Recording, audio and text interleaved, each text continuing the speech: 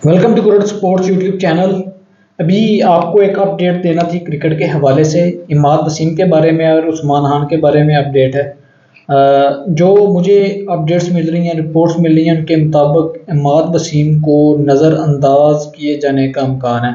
आप सब जानते हैं जी, पीएसएल का भी बिल्कुल अख्ताम हुआ है और आगे न्यूजीलैंड के साथ सीरीज़ है 5 मैचेस की, जो कि पाकिस्तान में शेड्यूल है, जिसके 3 मैचेस रावलपिंडी में खेले जाएंगे जबकि 2 मैचेस लाहौर में खेले जाएंगे। आपको बताता चलूँ जी, जो है कौमी सिलेक्शन कमेटी जो है वो 1 से 2 रोज़ में इंशाल्लाह ताला जो है 25 खिलाड़ियों का ऐलान करेगी, जो कि ककूल एकेडमी में पाकिस्तान आर्मी के अंडर ट्रेनिंग करेगी और खिलाड़ी जो है अपनी फिटनेस पे खास तवज्जो देंगे।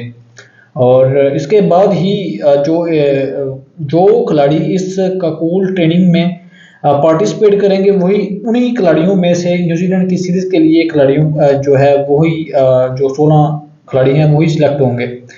तो इस हवाले से जो मुझे अपडेट्स मिली हैं वो यही हैं कि इमाद वसीम को एक बार फिर नज़रअंदाज हाँ जी बिल्कुल नज़रअंदाज किए जाने का इम्कान है और उनकी जगह पर उस्मान खान को शामिल किए जाने का इम्कान है। दोनों की परफॉर्मेंस की अगर मैं बात करूं तो जो उस्मान खान हैं बड़ी ज़बरदस्त उन्होंने परफॉर्मेंस दी। उन्होंने 7 मैचेस खेले जिसमें उन्होंने 430 रन बनाए। 162 प्लस का उनका स्ट्राइक रेट था और उनके अगर मैं एवरेज की बात करूं तो 107 जी 107.50 की ऑलमोस्ट उनकी एवरेज बनती है।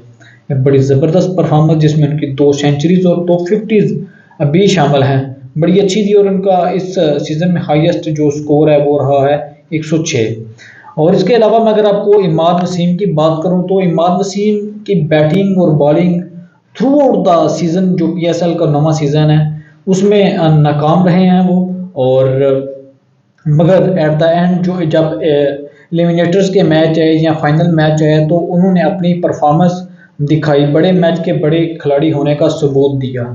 तो अगर मैं उनकी परफॉर्मेंस की बात करूं तो इमाद वसीम ने 12 मैचेस में सिर्फ 126 रन बनाए, जिसमें उनकी 59 जो हाईएस्ट स्कोर है नॉट आउट रहे पेशावर ज़ल्मी के खिलाफ बड़े अहम मैच में।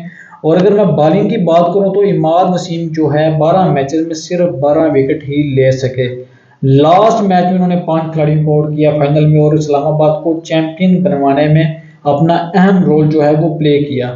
तो मुल्तान सुल्तान के जो उस्मान खान हैं उन्होंने बड़ी ज़बरदस्त परफॉर्मेंस दी।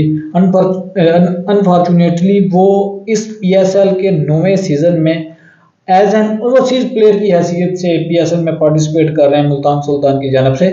और नो डाउट कि वो पाकिस्तानी है मगर उनको अपना पाकिस्तान में फ्यूचर नज़र नहीं आ रहा था, तो इस वजह से उन्होंने यूएई जाकर क्रिकेट खेलने का प्लान किया और बड़ी ज़बरदस्त परफॉर्मेंस दी। और अब उनका 1.5 साल रह गया है। अगर वो 1.5 साल अपना उधर स्टे करते हैं, ऑलमोस्ट मेरे ख्याल से 1.5 साल ही है, तो वो फिर यूएई की टीम की जानब से खेलने के अहल हो जाएंगे।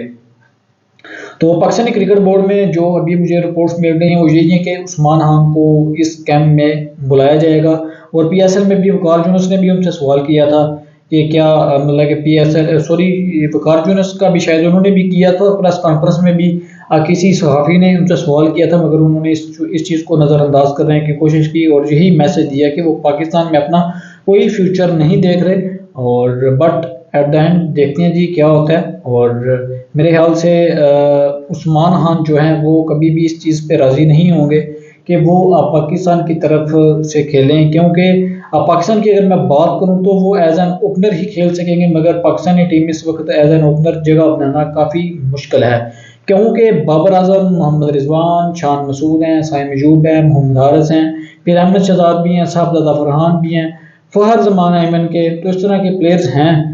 तो इनके मुकाबले में जगह बनाना काफ़ी मुश्किल होगा उस्मान खान के लिए। और इमाद वसीम को नज़रअंदाज किए जाने की एक तो ये वजह है कि उन्होंने रिटायरमेंट ले ली है और उन्होंने अभी कोई बाज़ाब्ता तौर पर ऑफिशियली रिटायरमेंट अपनी वापस नहीं ली।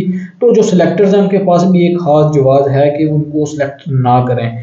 और इमाद वसीम ने भी मीडिया पर यह बात की हुई है कि अगर सिलेक्टर्स मुझसे कॉन्टेक्ट करते हैं तो फिर मैं सोच सकता हूं कि अपनी रिटायरमेंट जो है वो वापस ले लूं, अदरवाइज मेरा कोई इरादा नहीं है। लेट्स सी क्या होता है। अभी कमेंट सेक्शन में अपनी राय ज़रूर दीजिएगा क्या इमाद वसीम को अपनी रिटायरमेंट वापस लेनी चाहिए या नहीं, और दूसरा ये है कि क्या उस्मान खान को पाकिस्तान की तरफ से खेलना चाहिए या नहीं।